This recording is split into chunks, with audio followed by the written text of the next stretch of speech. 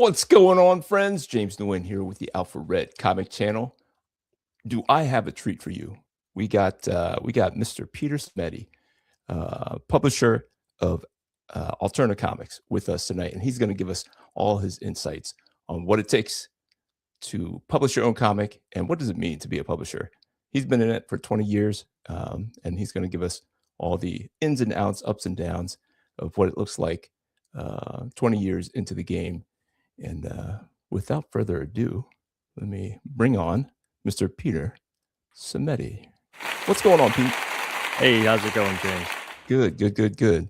So I met you in 2024. We connected way back when. And hang on, let me turn off. Okay. Sure feels like it, 2024, way back. Yeah. Yeah. So, I mean, I was just coming out of my shell. I was breaking out into my independent, out of my independent comic shell. And I was heeding the advice of a lot of people, getting online and meeting other independent creators and just getting your voice out there. I was kind of lurking in the shadows, and people said, you got to get out there. And then I met up with you, and it's been great. You shared a bunch of knowledge with me right up in the beginning of my journey. And so I really appreciate this. This is long overdue to have you on my show, because you had me on your show like right out of the gate, and I truly appreciate it. So anything I say that you found useful? Oh, like almost everything. Yeah. Oh, okay, good. Yeah. We'll go through some of that stuff, because there's pitfalls. There's some things that work for you, better for you, and some things that work better for me. I'm very much more niche. My avenue of audience and stuff is very focused. So that's where some of the things that I found that are useful for me are probably things that you would just kind of throw away. I don't know. I like being with the people. You don't do conventions as much anymore, but I do find that I get a lot of new people. But we can go into all that when conventions are good. Conventions are good. Yeah, it's just not part of your current arsenal. So yeah, there's a lot of different reasons for that. Sure. And we can get into that if you want. But for those that don't know who Pete is, he is the publisher of Alterna Comics, and Alterna has published over 400 creator-owned comics since 2006. Your books have been on the New York Times bestseller list.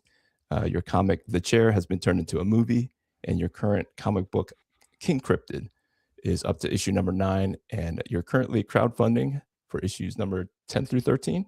Is that still going on? Yep. Is it only going on the site, or do you have an Indiegogo or a Kickstarter? Right now, it's just going on alternacomics.com. It previously, first it was on Indiegogo, and it was also on the Alterna site. And then eventually we had like a little campaign on Kickstarter and Fund My Comic, but that was just like really a blip in terms of the backer pool. And now at this point, it's just 100% on the Alterna site. Okay. Very cool. And we can get into that is one of my questions about crowdfunding. Where is it? Is it getting too crowded? But we can talk about that as we come through.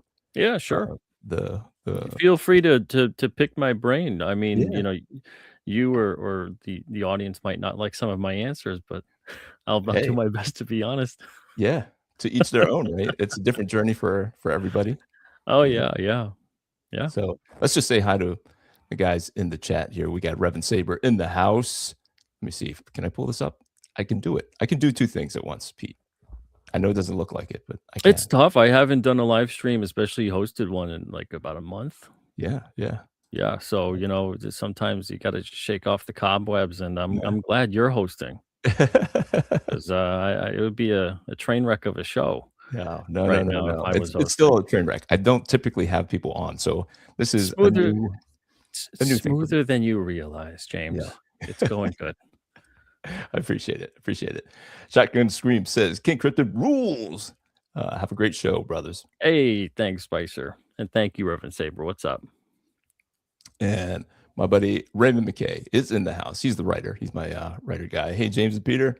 Hope you all are having a great night. So absolutely. Awesome. Well, it might be better if the Bruins weren't losing to the Stars right now. Man. Oh, no. Is it just a regular season game, or is it? Yeah, it's just a regular season game. It's hockey. Yeah. I Yeah. live and die with the team. Mm. They've been Yeah. doing good, the Bruins, relatively speaking, the past Yeah, yeah. couple of games, but they're really just pooping the bed tonight. 3-0, down It 3-0 happens. in the second. It happens. So up here in Central New York, it's Bills country, and they lost a heartbreaker on Sunday, and so I'm feeling the Mm. blues. I'm Which not, but the people around me. they just all gotta take the fandom now to the Sabres, you know? Buffalo's up 3-0 right now, something to Really? be happy about. Yeah. Buffalo Sabres have been kind of perennially on the outside of the playoff race, Okay. and, they're actually not doing so bad this season, Yeah. Yeah. pulling it together. They had, I think it was either almost a 10-game winning streak or a 10-game winning streak, and, they've been doing good. Yeah. They've been doing good. I think they might be in a wild card spot right now, which is Yeah. strange for them to say. Yeah. No, the Bills have been hot for the last couple of seasons. They just can't get it over the finish line, and so I think a lot of people are frustrated. So Yeah. Brian's in the house. What's Hey, going on, what's up, Brian? Brian? And Ray says, "You think the Bruins are doing bad? Try being a Canucks fan right now." That's rough right now. My heart goes out to you. That is rough. Yeah. Last place in the league. That's Wow. tough. That's gotta hurt. That's gotta Yeah. hurt. It's like a fire sale going on over there right now too. So, I feel for you, Ray. All right. So any New Year's resolutions? Are you a New Year's resolution guy as far as comics? You don't have to wait saying, "Oh, I want to lose 15 pounds." We don't everybody wants to lose 15 pounds. I used to be, Yeah. and then I realized I'm setting myself up for disappointment and failure because it's January. It's Yeah. cold where I am. Oh yeah. Everything feels dead. Mhm. You don't wanna do anything. I feel like it's we should have New Year's, we should move it. We should move it to a warmer time, like first day of spring feels Hey, like that. you got my vote. Yeah, but like, so I like to kind of like be reborn with the earth. So that's when I start saying, okay, I'm gonna get my stuff together. Yeah. The earth says it's time to go. I'm gonna start doing that too. But yeah, I used to do like New Year's resolutions and whatever, and try to plan out things for the year as best as I could. And then I realized that the best way what to make God laugh is tell him your plans. Yeah. So Mhm. I realized, let me just kind of adapt. That'll be my New Year's resolution every single year. Try to adapt as best as I could because you can plan everything that you want, Yeah. and you'll notice that if you're too rigid with your plan structure, it you're not going to last very long, right? So Right. you got to be able to adapt and roll with the many punches that life has to offer. Yeah. I have found that if I plan for something, I get farther than I do if I don't plan for something. Like, you go, I'll see how far I get. And I don't get as far as if I go, hey, I want to do 3 comics this year. I get 2 done, that kind of thing. Yeah, yeah. Yeah, I That's mean, where I fall. it's good to have goals, it's good to plan, it's good to do all that stuff. It's just Yeah. understand that um it's probably not going to work out. Oh, yeah. So make sure that you're able to be flexible with that. Yeah. And speaking of crowdfunding, good lord.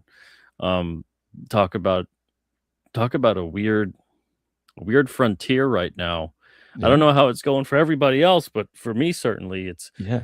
I'm it's planning one to start next month, and I don't even know how to think through it. You're thinking like, yeah. is it the rewards? Is it just not getting out in front of people? So Yeah, and then everything's all over the place. yeah, It feels like the crowdfunding platforms themselves.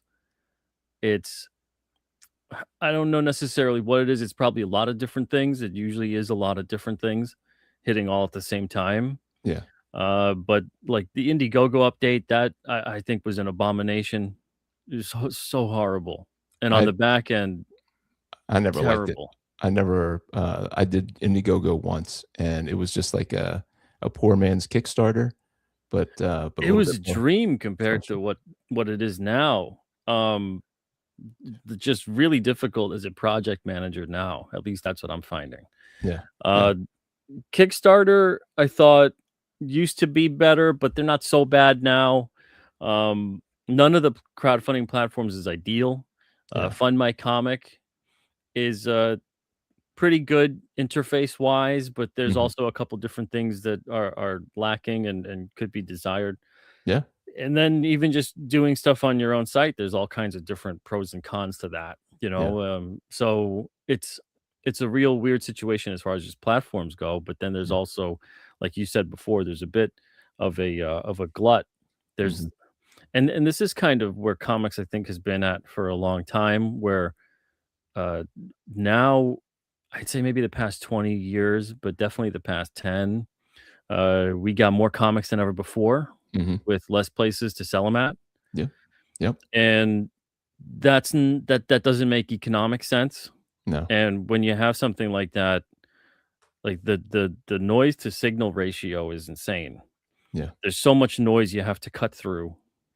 And crowdfunding is a weird animal where people might have a bad experience or a couple of bad experiences and then kind of broad brush the whole Yeah. thing with that.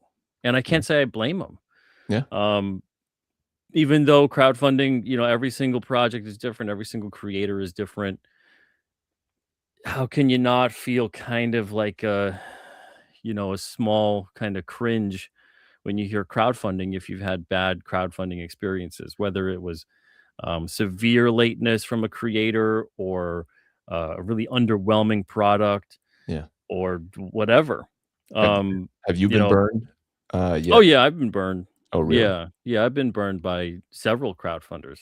Mm. Probably more than I could count on one hand at least. Yeah. A couple of them that I think like it's been 5 or 6 years or something like Wow. that. Wow. Uh, Do you since still hold out hope or no? no, no. I'm like that $40 or whatever that Yeah. is gone. Yeah. I was Um, I was about to pull the trigger on one today, and it was like a $35 book, and then I put in shipping, and it became, like, $58. I was like, "I can't do it."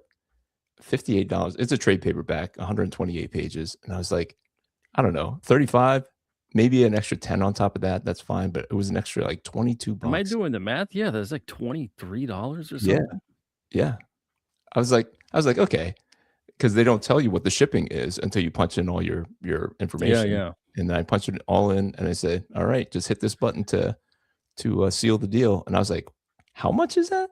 I Wow. said, "Get out of town." That's nuts. Yeah, Yeah, so it's stuff like that. I think we're in a weird time frame right now where everyone rails against the mainstream and a $5 comic is absurd, but yet yeah, meanwhile a crowdfunded comic at like $20 is acceptable, yeah, which yeah, is not setting a good precedent for anything. no, Um, and again, I get it. People look at it and go, "Well, I could probably only sell like 50 of these, yeah, so I gotta price it appropriately. mhm, Otherwise, I'm not gonna make anything." But the thing is that w if you're just starting off and you can only sell like 50 of a book, then you have to start small. You don't have an audience yet. You gotta build an audience.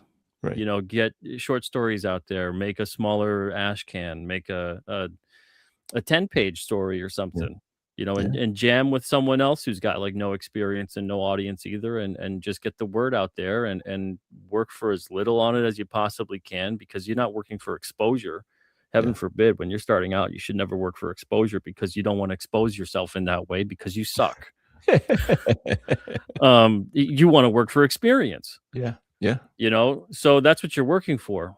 Oh, And it's that's good going to take advice. you roughly 5 or so projects Mhm, and maybe as many years to get enough experience where you feel confident in some scope.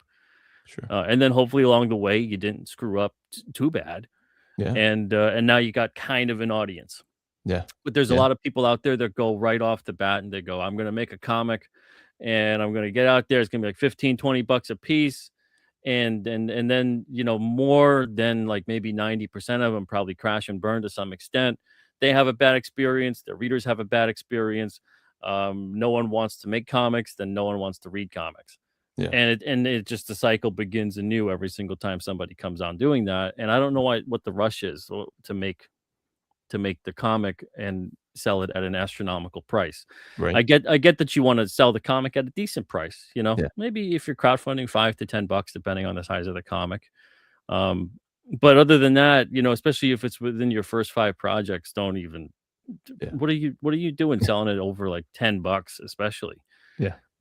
So there's a lot of weird practices that take place in crowdfunding now because I think people that are coming into it, they see like a pro making like maybe like a 60-page book or something and they're pricing it like 25 or whatever Mhm. it is. But it's like that pro's been doing it for like 20 to 30 years or Yeah. whatever. Yep. That's You're what I'm just seeing, starting out. just talking to people, just seeing how they set up their crowdfunder. I'm like, "You can't pull that off. You can't pull off those many, whatever covers, like, variant covers. You can't pull off like, there's Yeah. no way." And, like, the amount of money they're asking for is, like, in the tens of thousands. I'm like, "Bro, I know that's what it might cost you to recoup, but that's not realistic." But No, yeah, it's not realistic. And um I'm noticing that the pattern of unsustainability that is in the mainstream level of comics is really hitting the indie level pretty yeah. hard, Mhm. and it's created a weird landscape. And then when you couple that with the networking just isn't there the way it used to be because a lot of people are takers and not givers. Yep. A lot of Yep, yep. people like yourself here, you'd like to reciprocate, Yeah. so you've been on my show and you want to talk to me because I've talked to you and you're Yeah. like, hey, let's have a conversation. I've got a channel now and I'm doing stuff, and you reach out, and Yeah. and that's honestly how it should be. Yeah. But a lot of people aren't that way. Yeah. A lot of I people are, like, what can you do for me? And then when you do that for them, they kinda thank you and they go on to the next person, and then you probably never hear from them again. Or if Yeah. you do, you hear from them because, they're hitting you up again for some Yeah. free promo. Yeah. And I got no problem with promoting people. I've had, like, close to 300, 350 something live shows, and I've had Mhm. a lot of guests, and I've had open mic type shows Yeah. for years. Um, but I gotta tell you, man, I'm hitting a wall with people. Yeah. It's getting really frustrating to do shows like this because not just the lack of reciprocation, Mhm. but also the lack of me confidently wanting to tell people, yes, you can support this creator, you can buy this product. Oh, yeah. Because I've had a lot of people on my show where I didn't really feel comfortable telling people that. I Yeah. don't mind if a creator wants to take a minute or two to just Mhm. kind of say whatever they got to say. Yeah. But there'll be people that come on my show and I'm like, I'm not buying this book and I wouldn't Yeah. buy this book. Yeah. And I can't tell people to buy this book. Yeah. Um, but if you want to have a conversation, I'll have a conversation with pretty much anybody unless, Sure. proven in the Yeah. past otherwise. That Yeah. why should we have a conversation? Yeah. It's better to agree to disagree. Um, but there's maybe like less than a handful of people I could think of. Right. Right. So for most people, they don't want to have a conversation. Yeah. And It's there's a lot of creators that um maybe they just can't even have a conversation, yeah. Yeah. so they go into it and they're just in like promotion mode Mhm. and they just want to talk about their book. They just want to sell their book. Yeah. But the thing is that if you don't really have anything to say beyond like buy my book, here's what my book is, Right. um dude, you could put out your own video. You Yeah. don't need to come on my show, have a conversation with me or Yeah. anybody else. Oh, yeah. um and get involved that way. Yeah. You can just make your own video and just pitch your book to the potential audience that's out there, and Sure. that's it. Yeah. So you got to kind of have somewhat of an ability and a comfortableness about you to have a conversation outside of that. Yeah. And it's a strange scope. Like I Yeah. said, it's a very weird landscape right now. Yeah. So, one of Yeah, the questions I had for you was, what's the difference, in the indie scene, um, since 2006 when you started? What did indie publishing look like then, that's a and good question. compare it to now? Like, when you That's a were entering in, that's a really good question, James. Image Comics was 14 years old, and here's Yep. young Peter Simeti, 22, hopping in there. I can do this too. Why didn't you go to Image? Why didn't you go to another independent publisher? Why create your own? brand? Well, I gotta say, I didn't go to another publisher, um, because I knew I wasn't good enough. Oh, I knew I needed a lot of work. Um, and I didn't know what I wanted to do in comics. I just know I wanted to make comics. sure. So I didn't know like that I like writing it, that I like drawing it. There's so many different aspects of it that I want to do lettering, that I want to ink, that I want to color, whatever it was. Um, Basically fresh out of college at that point, and I figured, let me give this a shot, and I'll make my own book, as horrible as it may be. I'll make And my what own was that book book? just to kind of. It was called Spectrum, Okay. and which means something entirely different now for a lot of people. Okay. This had to do with like the light spectrum, Okay. and this dude invented this like a suit that could turn into like utilizing different light rays, uh, do all kinds of different things, go invisible, hard light, reflective stuff, whatever it is, and only did 2 issues of it, but I learned a lot, even though the book's pretty bad. Um, I Now, learned a was lot that about what I Alterna? liked. Was that officially That Alterna? was like the very first Alterna book. Yeah, Do yeah. you have, like, an Alterna birthday? It's coming Yep. up on 20. It was January 6th. So it passed. Yeah, so it Happy passed. birthday, Alterna Comics. Yeah, That's nice. yeah. Yeah, now So, do you think so this about is our that? Do you, like, 20th year. when January 6th comes around every year, you go, "It's another year," or no? Is it a special thing, or you, like, celebrate Kinda, the yeah, I anni I think about it, in both good and bad ways. I reflect upon it. Um, because that's the thing is when you do anything for 20 years and you've interacted with thousands of people over 20 years, Sure. you're gonna have a lot of great experiences, you're gonna have a lot of mediocre experiences, and you're gonna have some pretty horrible experiences. Yeah. So every time the birthday rolls around, they always just kind of come crawling back like ghosts of the past. So, the good, bad, and the ugly, right? Yeah. So, yeah, the 20 years ago, like I knew I wasn't good enough for a publisher, and I knew that beside not being good enough for a publisher, I also didn't know what the hell I wanted to do with comics, and if just wanting was enough, Yeah. could I actually do it? Yeah. And not even do it well. I mean, just do it. Right. Just make the damn thing, right? Mhm. That's difficult in and of itself. Yeah. Um, so I So did it, and you're doing and it I full learned time from now, it. right? Can I clarify that you do it for a living now? Yeah, Alterna is yeah, your only gig? yeah. I mean, living is such a subjective word, James. Well, you don't have, While like, I am a indeed side hustle? alive. Yeah. You don't have, like, a side hustle, like, my comics is my side hustle, I have a full-time job, I sit there for 8, Side 10 hustle hours is a day. also a bit of a subjective word, James. Yeah, sure. You're not wrong. You're not wrong. But it's so you do what you got to do, right? Right. And that's why I started doing the printing in house too, so I could Yeah, also do this for other people and make money doing it yeah, as well.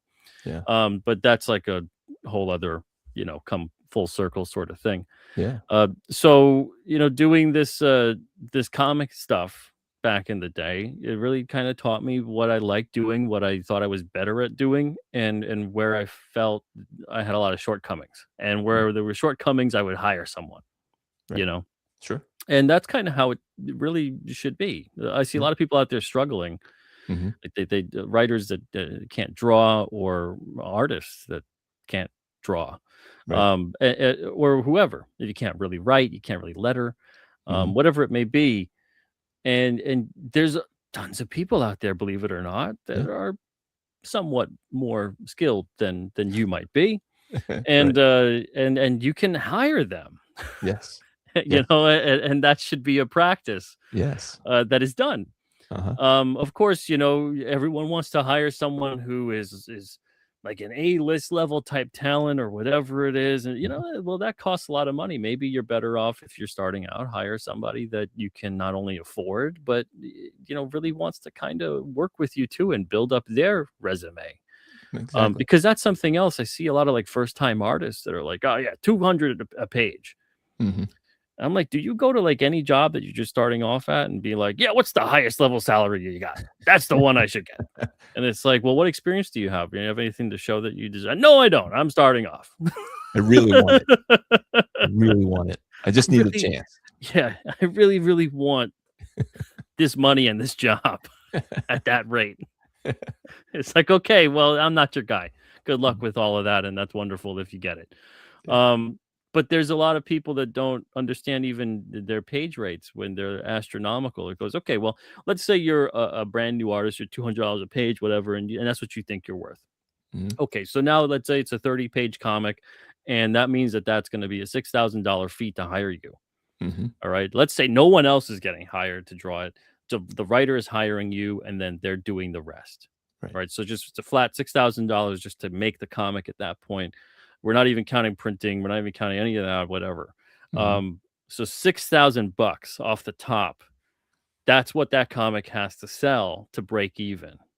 And again, I'm not even counting how much it costs. So it's not really 6,000, but we'll just say it is to keep it clean. Yeah. Most first time indie level comics are not going to sell $6,000. Mhm. So what that effectively means is if you are a newcomer and you're not proven, you're not a known quantity, you don't bring any value to this other than your supposedly wonderful art. Um, you're not going to do any service to yourself or to the person hiring you because they're never going to make a book again if they're smart because they just realized they lost a lot of money Yep. and this was a money pit, and I did Mhm. it, bucket list, done, move on. Yeah. And then that means that you're gonna constantly cut your clientele down. So you're never gonna get a job eventually. You're gonna hit a wall where you're gonna not have people pay with you, with what you want. Yeah. So you have to start off at a reasonable rate, either if you really feel comfortable with wanting to take on a lot of work, you do the like, I'll work for like 20 bucks a page or something, you know. If you want to get a decent amount of work, maybe 50 bucks a page, 75, if 100 you're starting to flirt with, okay, are what else are you bringing to the table and also how good are you? Sure. Once you start going above 100, it turns into, okay, we really have to seriously, you got to be bringing something. And Yeah. there's a lot of people out there you hire for a comic and they won't even mention they work on the damn thing. Mhm. So a lot of the time, people don't even help you promote Yeah. that you hire for the creative team thinking that they would. Yeah. They'll be happy to work on it. They'll do as good of a job as they can, but they're not really going to spread the word for you. Yep. So you're not even going to get any kind of version of their fan base Yep. coming in to support that book because Mhm. they don't spread the word. Yep. So all these things you have to take into consideration. Yeah. And that's what makes the playing field a bit tricky. And that's where I think a lot of people get burnt out Sure. because it's a team sport Mhm. and there's a lot of people playing it like they're just a golfer against the hole. Oh, yeah. A hired And it's gun. like, Yeah. yeah, and it's like, no, you're working with others, and you got to all work together to achieve success here.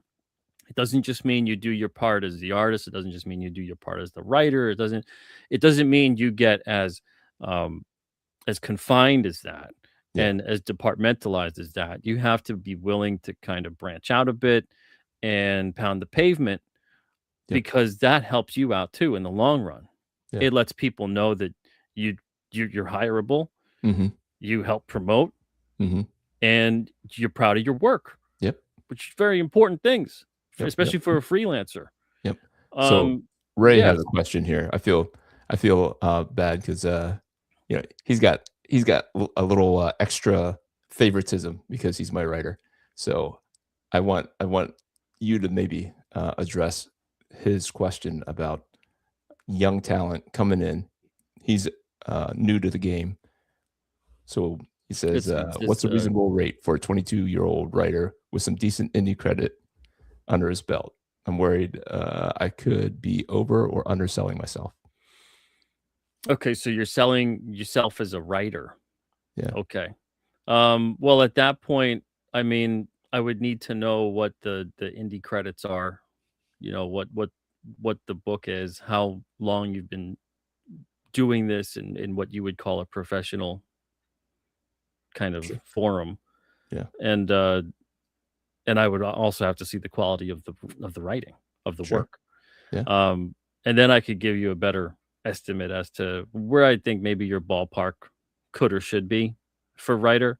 But if I'm just gonna vaguely say something like that, normally for a writer, to be perfectly honest, it's a pretty decent thing to say, yeah, writers should get paid just as much as the artists, but write out, um, draw a city full of people, and then draw a city full of people, and then tell me which one takes longer to do.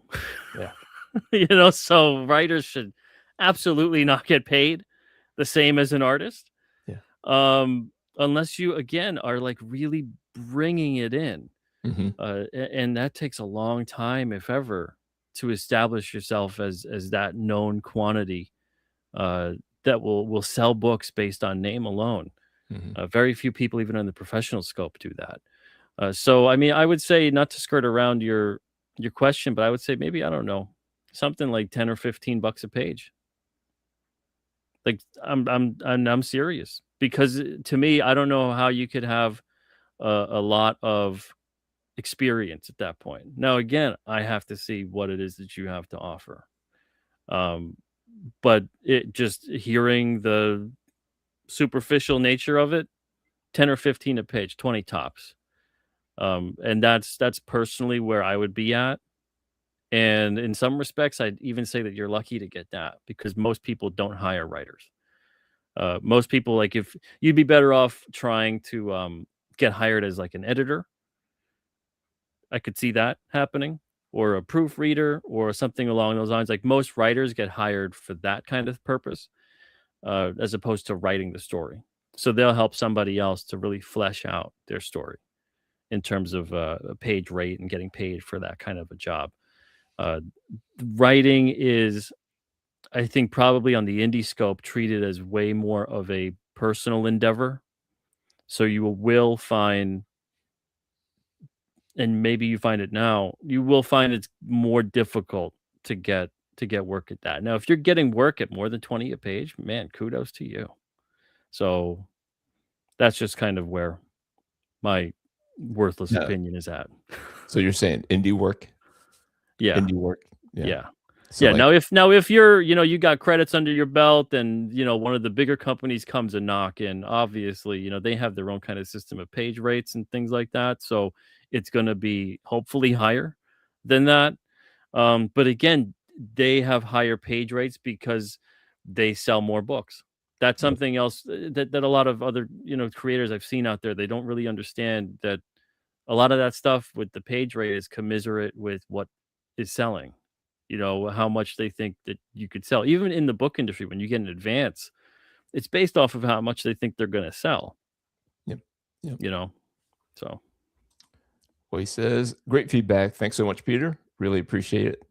Thank you so much. I definitely understand how lucky I am to be making some money as a writer."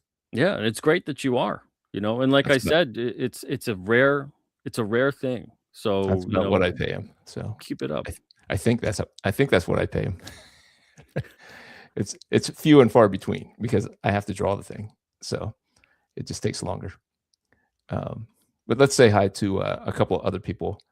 Ray also said that Kickstarter stresses me out, and I've never been the guy who was running it, just the writer of the books on Kickstarter. So stressful. I can't imagine what it's like for you guys. Yep, you set it up, and it's like creating another baby because you're strategizing.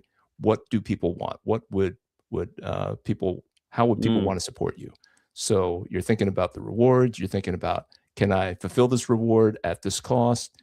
All these unknowns, and you just have to put it out there. The part I hate and that I'm never good at as long as I've been doing this, and I've been doing the crowdfunding thing since it first came around in like maybe 2009 or something.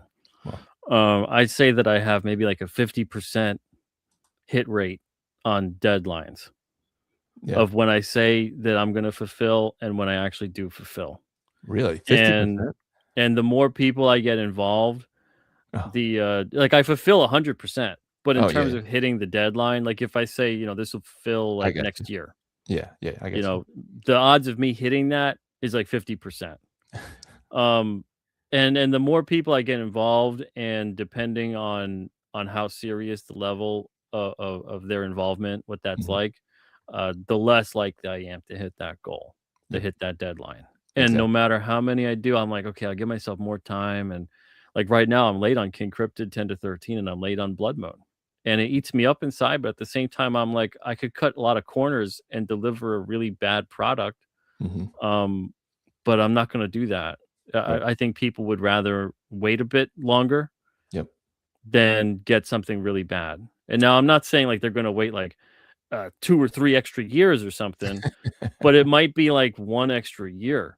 It might be Right. like 6 extra months, Yeah. it's that kind of a thing Yeah. because there's all these moving parts, and depending on what happens with the creative team involved or what's going on in the world or Mhm. anything like that. Like I can't Yeah. imagine people running crowdfunding campaigns when like COVID hit, Yeah. you know? Yeah. Like, it just turned into I don't know what the hell's gonna be happening. When this is gonna get fulfilled, let alone how is life gonna progress past this point. Yeah. So that's the one part that's become really difficult for me, and I've had to learn to make some peace with it as much as I possibly can, as much as I hate the lateness aspect of it. Mhm. Um, it is what it is, and at this point, it just I wish it was different, but it's not. So the Yeah. only thing I could do is apologize and honestly reassure people that no matter how disappointed they could possibly be at any project of mine being late, please know that I'm probably about 5 to 6,000 times more upset at myself than you could possibly ever be. Yep.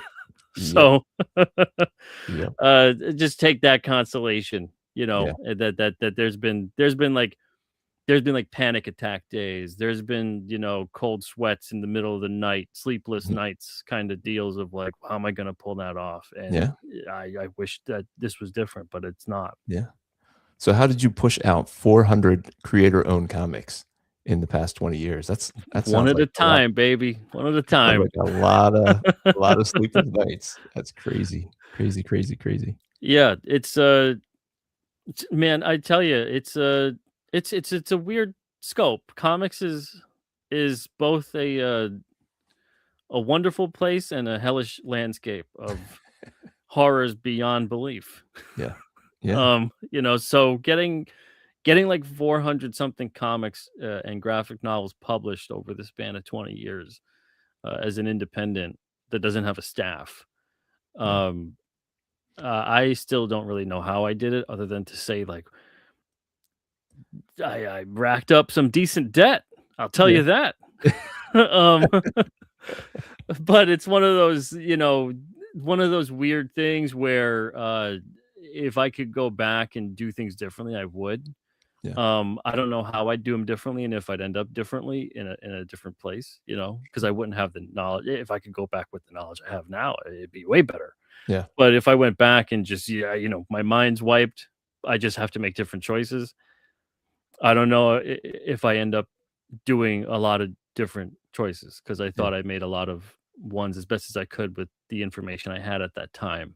Yeah. Um, but over that course of time, I learned that there's nothing you can do for a creator because Alterna is 100% creator owned. So Alterna Yeah. doesn't own anything.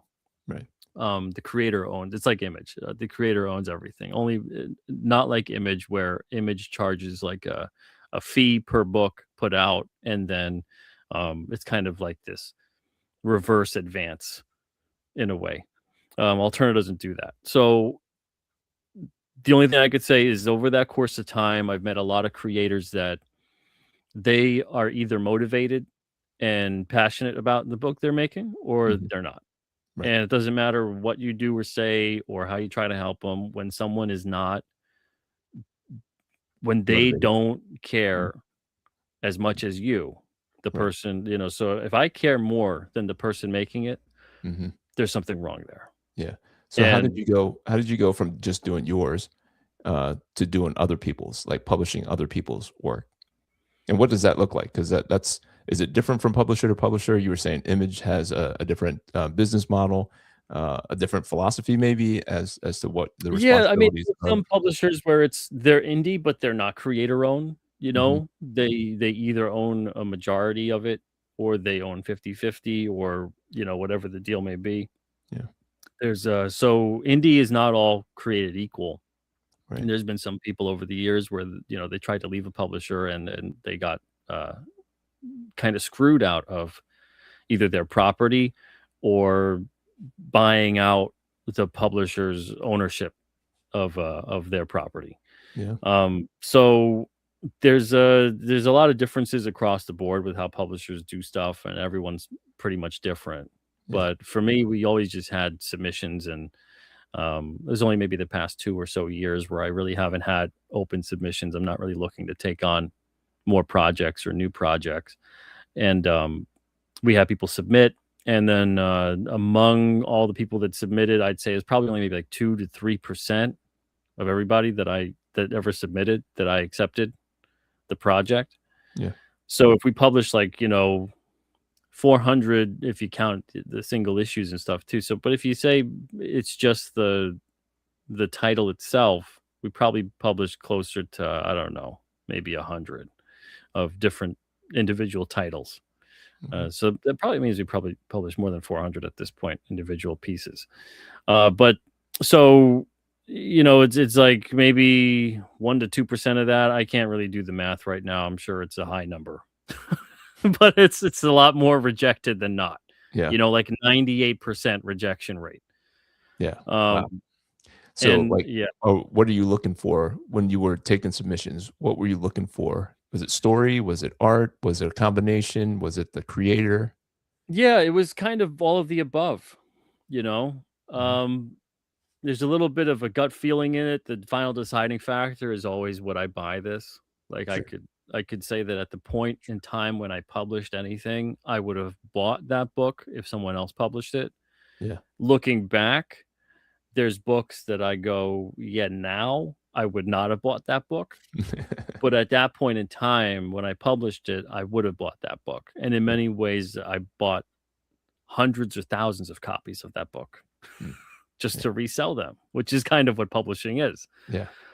So yeah, it would be taking into consideration the quality of story, the quality of everything involved, making that story, the creative team involved, and especially the creator that I'd be dealing with, who is the rights holder.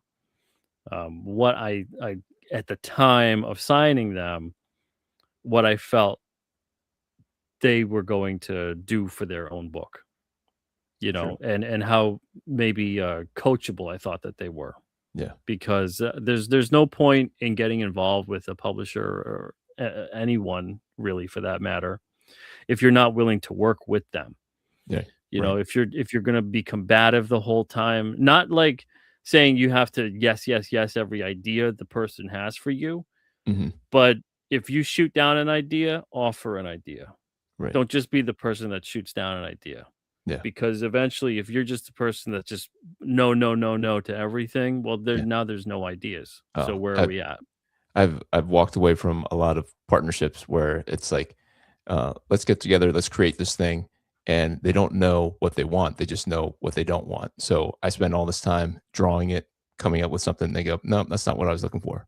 Like, well, what are you looking for? Yeah. Well, it's just not that. I'm like, well, I don't have It's like time to. it's like you're making dinner. Yeah. You're making dinner and the person doesn't know that what they want Hmm. until you make it. Hmm. Imagine that. Yeah. Yeah. It's like, can you give me some help of what you do want? You're talking No. about my wife. You're And it's talking about. like, well, what don't you want? Okay, well, I don't really know until I've tried it. What Yeah. are you talking about? So we Where do gotta you want to do go all, tonight? I don't know. You and then suggest it, yeah, and you suggest like a bazillion things. She says, nope, nope, nope, nope, nope. I'm like, I don't know what you want. You yeah, know, yeah. that's too I much. need some kind of concrete, definitive something to work Yeah. with, you So, are know? there independent publishers out there that you think are doing it well? I mean, obviously, Image is the king of independence. Uh, but who else out there do you think is doing it well? No one, to be perfectly honest. I mean, there's And been. honestly, my present company included me. Yeah. I don't even know if I'm doing it well. There's times I'm like, I don't think I am, but I don't know how to do it any other way. Yeah. And then the ways that I think maybe I could do, I'm like, I don't have the time or the money. Right. So yeah, I don't even think Image really is doing it well. There's things that they do where I'm like, "Oh, that's awesome." And then Yeah. there's things that they do where I'm like, "What on earth are you thinking?" Yeah. I feel like there's a lot of, especially independent publishing, where you just throwing the spaghetti at the wall and hoping, one of them sticks. Right. And you don't exactly maybe know what the hell is a good book or not. Right. Like, I've thought over the years that they must have their finger on the pulse, and I Mhm. think that there's been publishers over the years at certain points in time where, like, they really did. Mhm. But right now, I honestly don't think I could say anyone is doing it right. I think if someone was doing it right, comics would be in a much healthier spot right now. How about I think everyone's just kinda trying to figure out how to do it at all. yeah. Um, What about how yeah. manga is doing it? I mean, they're not a publisher. They seem like an industry that is a well-oiled machine, Well, and yeah, then yeah. they've come over here and they've got all this product. They've got all these years of characters and stories, and they're just kind of eating everybody's lunch, all the Yeah. American company lunch. Well, manga, I think, is really weird because, I look at current day manga, Mhm. and I think current day manga looks an awful lot like the 30-ish or so years ago American comics Yeah. in Yeah. terms of the scope. Mhm. And then if I look at it even closer, I think manga looks a lot like in terms of, the willingness to publish a variety of stories, they look a lot more like golden and silver age American comics, Mm. Okay. where they didn't just say, "Manga, we have a predominant genre," Yeah. Yeah. and then everything else is kinda subservient to that. Yeah. Um, Manga said, every single publisher looks like they just go, "Look, we publish stories." Yeah. And different publishers publish different things for different people, but the industry as a whole seems to be very open to publishing a lot of stories. Now, there's a lot of genres, of course, within the scope of indie comics, but in Mhm. the larger scope of the bigger publishers, which is Right. unfortunately still like the lion's share of what gets out there in American comics, Sure. um, superhero is by far the most dominant. Sure, sure, but Um, that's shrinking, right? That's what is shrinking, and everything else is going with it because American superhero comics don't seem to be doing as well, so everything else is doing worse. yeah, but well, then what becomes unfortunate with, I think, the American superhero comic is it turns more, instead of the publishers saying, "Leave the superhero stuff as is," which has always encompassed a wide variety of story, whether it was drama, romance, action, suspense, sci-fi, horror. Like, there's all kinds of every genre that was baked into the character depending on what the character was. Um, but instead of saying, "Look, we need to branch out with some new stuff that is, like, just specifically in these kind of genres," the publishers are so entrenched in everything is in this universe, but you don't need to have everything within that universe. You can still have, like, the Marvel universe, the DC universe, leave that alone, and then just have imprints. Yep. And DC with Vertigo did that for a while until, like, they started to wanna build in some of those Vertigo characters into the DC universe, and that's where I always thought that it would have been great to see the graphic novel format Mhm. Yeah, be a totally different imprint from just turning into, an extension a lot of the time of the universes of superheroes. yeah, Like Marvel, DC, the graphic novel was it's a bigger format, it's a bigger price tag, automatically speaks to an older audience because of those things. mhm, If they stuck with the single issues, speaks to an audience that's roughly all ages, yeah, meaning not directed at kids, but kids could read it and enjoy it. And then graphic novels could speak to an older audience, teenagers and adults, and you can have different things that are outside of continuity. You could have different genres and characters and things all together. And there were different points in time where both of those companies did have books that were like that, where they weren't in the universe and stuff like that. But that stuff largely came and went with like little fanfare, Mhm. and it just turned right back into, lean heavy into the superhero universe. Yeah. And Yeah. that's the part that I think is always so unfortunate about American comics, and where I think manga is currently kicking our butts, Yeah. because we think it's about everything other than story. We think it Right. must be about the art or whatever it might be, and yeah, all that stuff factors into it, but, Sure. um, first and foremost, it's just we've really painted ourselves into a corner. Yeah. Yeah. No, I don't know what the lesson is that we need to learn in the West about how to create, more addictive comics that, everybody will buy. I don't know if it's cheaper. Yeah. I don't know what the whole, thing is about it, but kids come up to my table at a convention, and, I say, "What do you like to read?" And they'll say, "Manga." I'm like, "Well, these are comics. Manga is just Japanese for comics." They're like, "No, it's different." I'm like, "What's different about it?" And they flip through my book and they go, "It's just different." I'm like, "What is it?" So that I can, gear myself towards, because I just have a story to tell. If I have to reformat it, then let me know. If I have to draw it smaller in a little square Yeah, instead well, of I mean, especially that's the thing that's so strange, is that this stuff speaks to people in a way so much that they're learning how to read again. Mhm, Like, the mhm. way that you would have to read a traditional manga is different than the way you would read Yeah, normally with an American comic.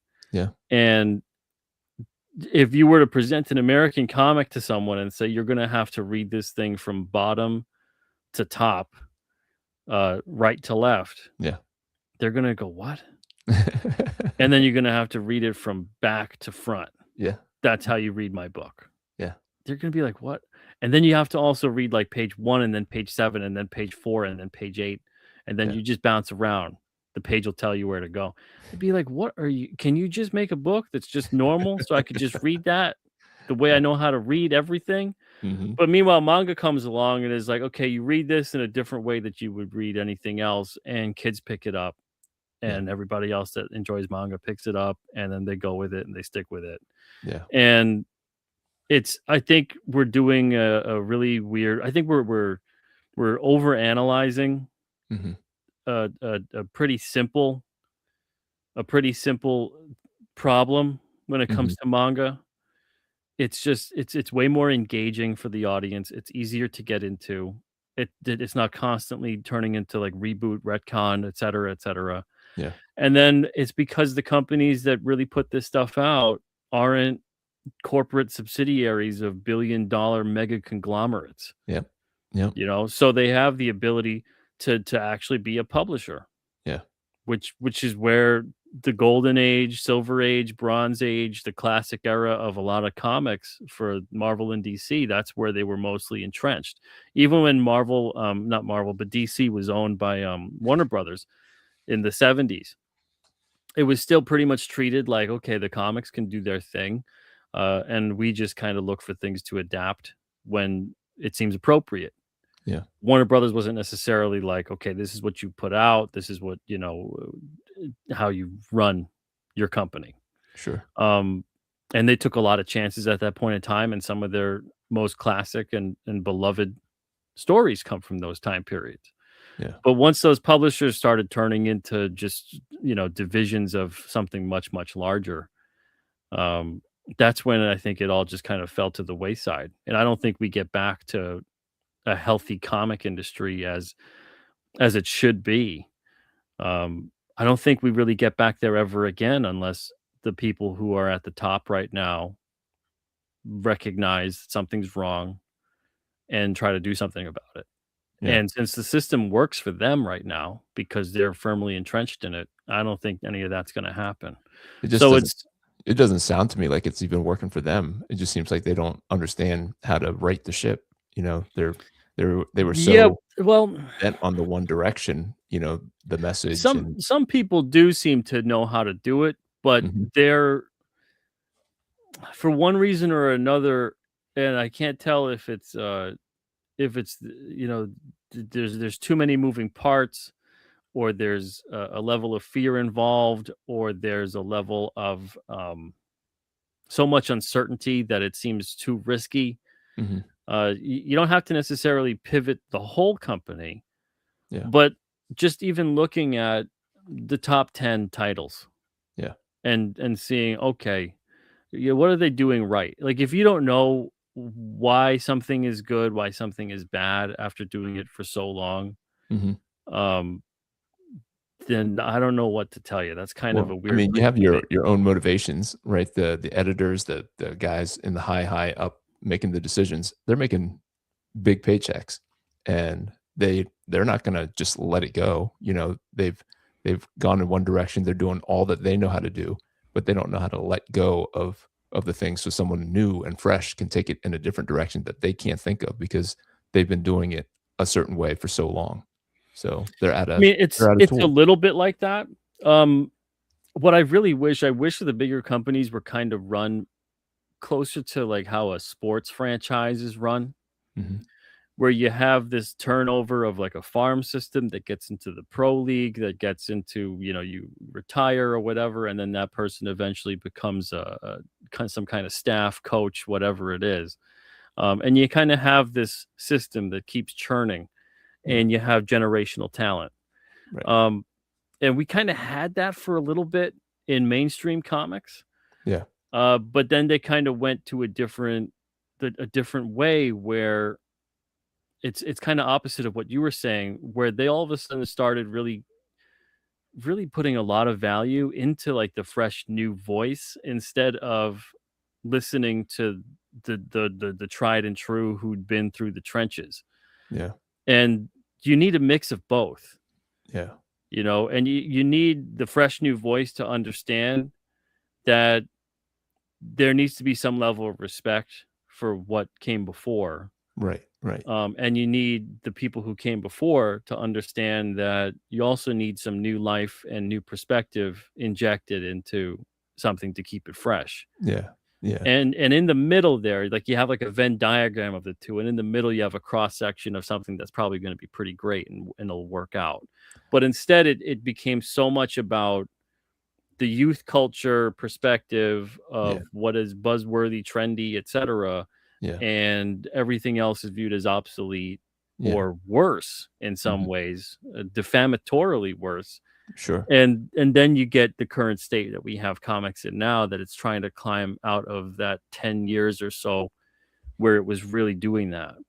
No, But yeah. what I was saying was I think they were chasing, the age of the reader, like, I don't know how old you were when you picked up a comic, but, I was like 12, 13, 14, somewhere in there, and if you're chasing the 12 or 13 or 14-year-old, and if you're like a 60-year-old guy who's been sitting in that office for whatever, you just turn on the TV and you say, "What's selling to them?" And then you try to recreate it in your comic, and you blow up the whole thing trying to chase after those new young readers. That's where I think somebody else who could come in and look at it from fresh eyes and not play the same old games, same use the same tricks to get the young in, and try to create something that they want that's different. Then you're just going to get you just destroyed the whole thing, Yeah. Yeah. chasing an audience that doesn't exist because they're Yeah. already getting that somewhere else. Well, that's the problem too, is that you get a lot of lack of understanding that you left comic readers, like a whole generation or two, in the lurch. You surrendered a lot of space to other media and platforms, and you kind of waved the white flag, thinking that that was the thing to do, and saying like, "Oh, they're into video games now, or they're into whatever now," and that's what the reason why they're not into comics anymore. Right. Instead of having like that really great synergy that was going on in like the early to mid '90s, Mhm. where comics were with trading cards, animation, Yeah. movies, video games, like they were Mhm. all a part of everything. Yeah. Nothing was kind of surrendering space to the other. They were all part of where it was. Yeah. Um, and then all of a sudden it kind of became comics should take a back seat. Yeah. And now it's largely become comics should take a back seat, to the point that a lot of the things that make comics on the mainstream level so kind of infuriating and kind of pushing people away. A lot of that kind of stuff has been brought into the films and shows and stuff like that, where it doesn't seem like an enjoyable escapist event. It seems like Yep. homework. It Yep. seems like I have to have watched like 20 or something of these to get what's going on right now. Right. And a lot of stuff with comics, that's kind of where it went, where it was like you couldn't just sit down and enjoy an issue. Hmm. You would read an issue and go, what the heck is even happening here? Because it feels like I'm in the middle of a 40-year story Hmm. because Yeah. no one seemed to be able to understand anymore. It was Yeah. about telling good, solid, interesting, entertaining stories Yeah. episodically. It wasn't Hmm. so much about having this insane storyline that was too big to get a new reader in without Hmm. kind of turning them off. And Yeah. the only reason that you would get a new reader a lot of the time that would suffer through a storyline like that was because that art was amazing. Yeah. So if the art wasn't amazing Hmm. and didn't hook you, Yeah. then you say, I'm not doing any of that other work. I'm There not was. going to track this down. I'm not going to be invested in this. Yeah. It's just not worth my time. There's a million other things to do. Yeah. It felt like the older comics were a lot more filled with story than they are now. It was Oh, totally. decompressed, and it's like barely a scene of an old comic is what you get in a full comic. I was reading the Superman Spider-Man crossover that they're gearing up for another um, Oh, yeah. crossover, and so they re-released it. I bought the big Treasury edition, and it is so chock full of like adventure, and I love it. Like it's so huge, and I get to flip through the pages, and it's a big story, and he's fighting Lex Luthor like twice in the beginning, and that's just the introduction to Spider-Man and to Superman, and then the last page of it, they give you a breakdown of who Superman is, like a one page or a double page of like who even Superman is. I'm like, that was awesome, just like a concise explanation of who the character is and why we like him. And then you flip the page, and then it's Spider-Man does the same thing. He fights Doc Ock for two or three adventures, and then they get them together, and then Lex Luthor and Doc Ock are teaming up, and then so uh, Spider-Man and Superman, after they fight for a second, realize that they're on the same team. They save the day, and it's a huge. I mean, it's awesome. It's awesome. Yeah. So Yeah. much story. It's I feel like there's a lot of writing now that doesn't just try to tell a story. It tries to show off the genius of the writer to the reader. Yeah, I yeah, feel like the writer is constantly trying to be like, I'm more clever than you. right. And it's like, don't try to out clever the audience. Just try to entertain them. Right, You know, right. make those emotional punches land. Yeah, Uh, keep those action scenes interesting and moving, and have a nice rhythm, so you can have a story in between all of that. And there's a lot of stuff now where it just feels like it's either too much or too little. That balance is kind of off. yeah, I think a lot of that falls on the scope of there's just not a lot of good editors right now yep, on the mainstream level. yep. Um, you'll notice a lot of the time if you've been collecting comics for a long time and if you've been reading comics especially, you'll notice when a certain creator or a writer or whatever seems to all of a sudden have just dropped off a cliff. Like the quality isn't there, the story sucks, whatever it might be. And then you look at the editor and go, oh, it's a different editor than who they Mm, usually would have. right. Like more times than not, the editor within comics, it's not like the editor in any other industry. Yeah, Um, they're a part or should be a part of the creative team. yeah, In indie comics, sometimes there's no editor at all, which does not help. And a lot of indie creators need an editor, yeah, um, far more than they realize. And they need a good editor, and they don't need an editor who comes in after the fact. They need an editor that's right there with them. So, when the writer writes out the script, the editor can take a look. Then the writer can revise that script. Then it goes to the artist. The editor can see page by page how it's developing and give some feedback when the artist is creating. Mhm. and that's how you get a more cohesive product. Right. But when you have a lot of the times what happens if an indie comic even has an editor at all, they come in after everything is done and you're more or less a proofreader at that point, Mhm. and you're Yeah. not really an editor. And there's not Right. really a whole hell lot you could do that a decent spell check can't do. Right. Right. Right. All right. So before we finish up here, I want to read through the comments and then see if anybody has any questions for you. And then I have one or two questions that you can answer to wrap things up. So Sure, sure. let's see if we missed anybody. My Oh, time is yours tonight, James. So no, whatever I you want to appreciate do. that. I appreciate that. I'm like a sundowner. I'm turning 51 next week, and I'm like, boy, that pillow sounds pretty comfy right now. So Jay Scott in the house. What's up, James? Tuesday fun for sure, for sure. Spicer says, I'm not paying $58 for a comic book. That's right. That's right. It was I was shocked. $35. I was like, I'll bite, I'll support the indie. And then like I don't know how you get $7 flat rate, but even for mine, it's somewhere around $10 is roughly what I pay for shipping Yeah, typically. 20 something is insane. Yeah, That's that's like insane. international shipping. Yeah, yeah. That's crazy. Shipping is getting wild, Brian says. Yep, yep. That was Ray's question.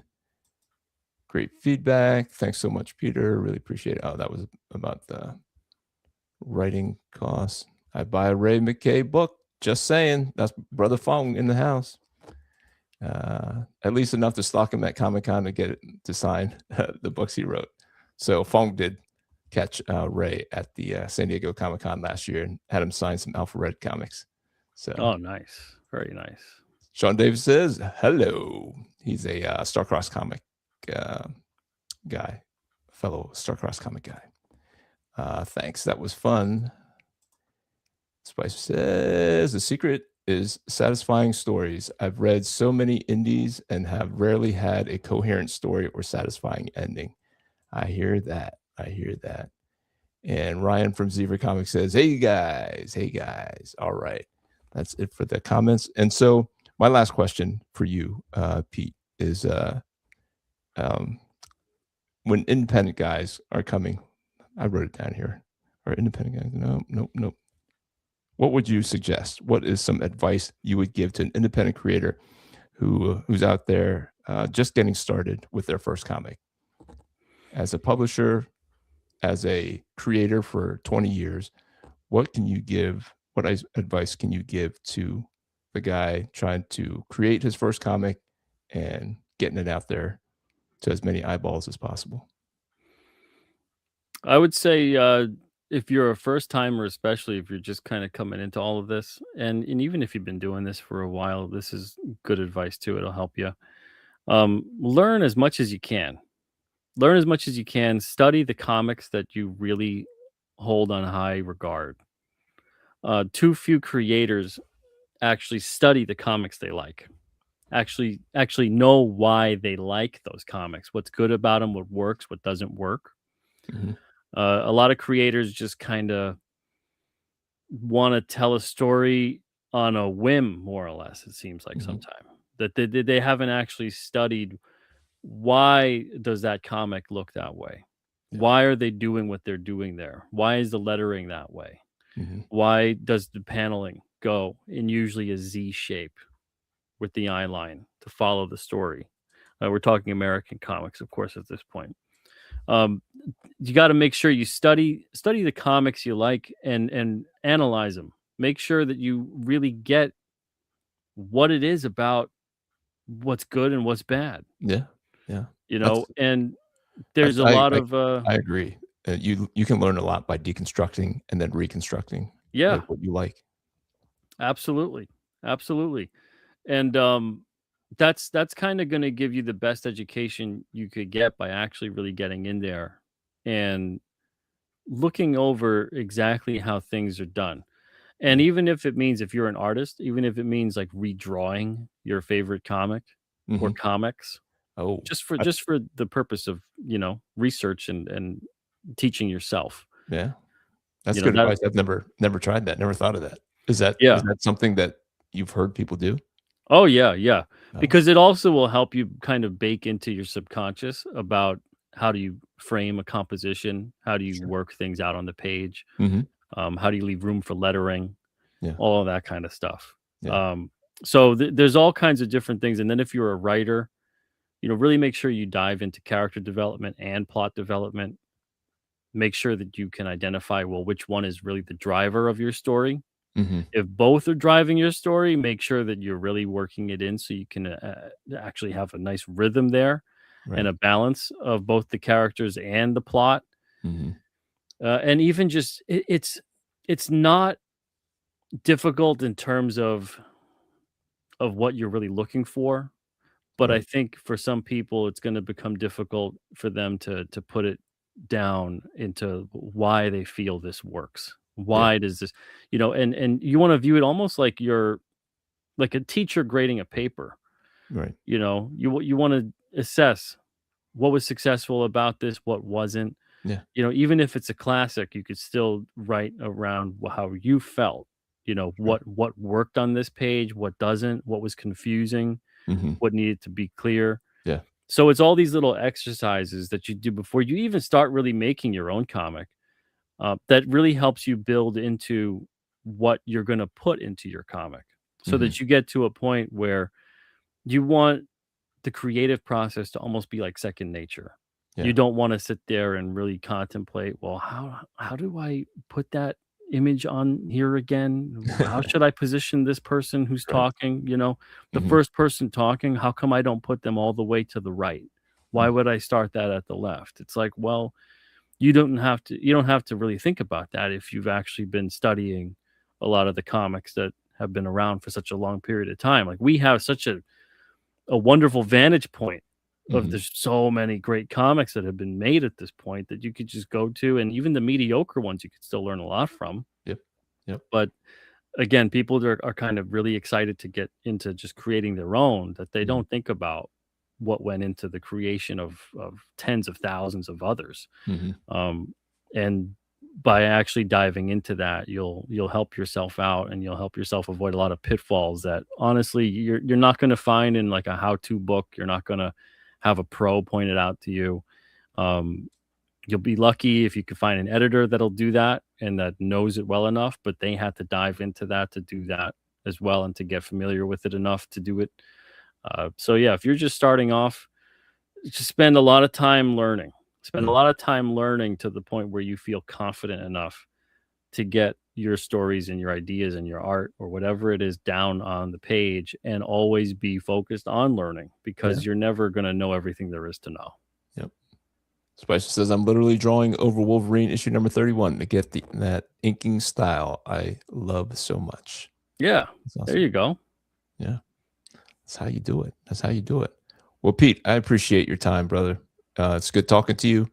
Good hanging out. I appreciate you coming on and just sharing that wisdom. 20 years of publishing, all the ups and downs. I mean, we could get into other stuff, but maybe another week, another time. If you can squeeze me in, well, I'll reach out to you and we can get together again. Yeah, sure. Anytime you want to have me on, James, reach out. Awesome, awesome, awesome. Guys, I thank you so much for hanging out with us tonight. I want to thank Pete, and don't forget to hit that like button, hit that subscribe button, and we will see you all next time. Grace and peace. We are out. Hang on, Pete, before wait, my outro is long, but hang on after the outro. I want to say goodbye Okay. afterwards.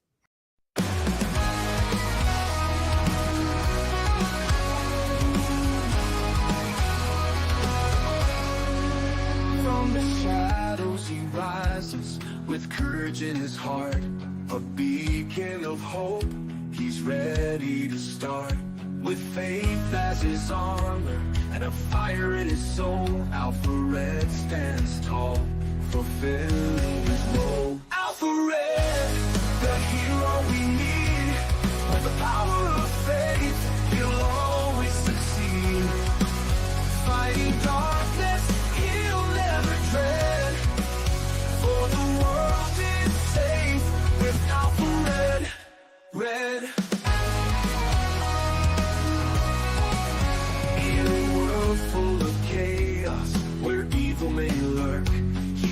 fights for the righteous, his mission and work. Guided by God, with strength from above, he battles the darkness with unyielding love. Alpha Red, the hero we need, with the power of faith, he'll always succeed. Fighting darkness, he'll never dread, for the world is safe with Alpha Red, Alpha Red.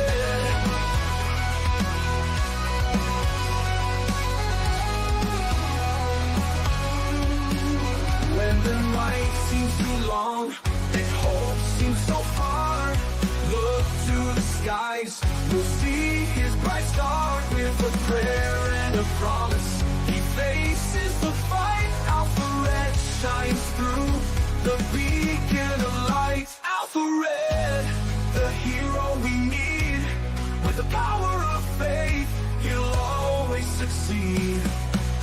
Fighting darkness, he'll never dread, for the world is safe with Alpha Red. So stand tall with courage, let your faith lead the way. With Alpha Red beside us, we'll see a brighter day. For evil may tremble, but never forget, the world is protected by our hero, Alpha Red. Alpha Red.